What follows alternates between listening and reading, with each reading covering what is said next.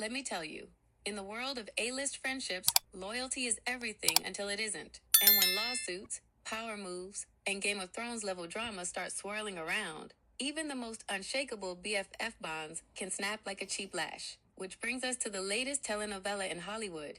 Taylor Swift and Blake Lively, once the dynamic duo, now it seems Taylor is doing a full-on ghosting of her bestie after realizing she was being used as a human intimidation tactic in a lawsuit she never signed up for. Cue dramatic music. So what went down behind the scenes? Buckle up, because this tea is piping hot.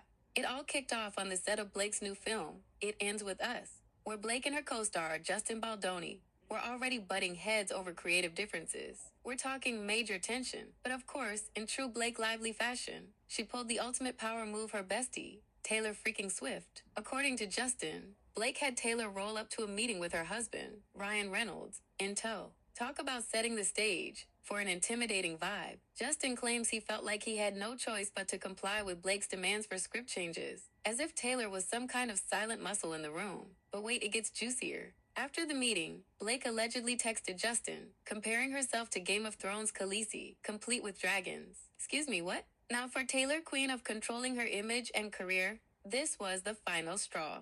As if her own love life wasn't already dramatic enough, now she's dragged into a Hollywood soap opera she never asked for. Apparently, Taylor had no clue that meeting was even happening when she showed up at Blake and Ryan's house. And suddenly, she's neck-deep in a high-stakes feud with a side of passive-aggressive Khaleesi references. Her friends were reportedly livid over the whole Khaleesi thing, calling it uncool and unnecessary, as it made it seem like Taylor was nothing more than a pawn in someone else's game. And we all know, if there's one thing Taylor doesn't tolerate, it's being used. So, what's the fallout from this? Well, Taylor's already making it clear she wants no part of this mess. She's keeping her distance from the drama, making sure she doesn't get caught in the web of chaos any more than she already has. Because let's be real, Taylor doesn't need this. She spent years building a pristine reputation, and if anyone thinks she's going to let it be tarnished by dragons and power moves, they've got another thing coming. Fans are shook to see this friendship unravel, especially since Taylor's dropped mentions of Blake's kids in her music and has been there for her through thick and thin. But is it all over now? Here's the burning question.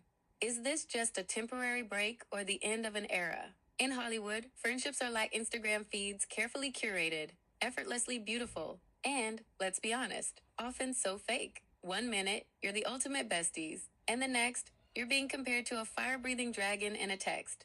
So, is this just a bump in the road, or are Taylor and Blake's fairy tale officially out of the woods? Only time and maybe a cryptic lyric or two from Taylor's next album will tell. What do you think, Glamour Girls? Did Blake take it too far? Or is Taylor just being extra? Drop your thoughts in the comments below. And remember, hit that like button, subscribe, and turn on those notifications, because you know I'll be spilling more tea soon.